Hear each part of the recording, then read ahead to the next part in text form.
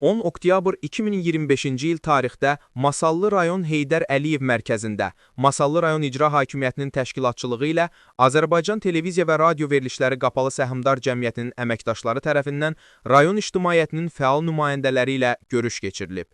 Tədbirdə televiziya və radio verilişlərinin keyfiyyətinin artırılması, efir məzmununun tamaşaçı maraqlarına uyğunlaşdırılması və ictimai rəylərin yerində öyrənilməsi məqsədi ilə geniş fikir mübadiləsi aparılıb. Masallı rayon İcra Hakimiyyətinin İctimai-Siyasi və Humanitar Məsələlər Şöbəsinin baş məsləhətçisi Nuranə Muradova tədbiri açaraq görüşün məqsədi barədə məlumat verib. Daha sonra analitik qrup rəhbəri Faiq Hüseydov, ekspert Sevda Ağazadə, proqram direktoru Elməddin Quliyev, İdman şöbəsinin rəisi Fikrət Adgözəli, radio verilişlərinin direktor müavini Nurlan Budağov və aparıcı Mümtaz Xəlilzadə çıxış ediblər.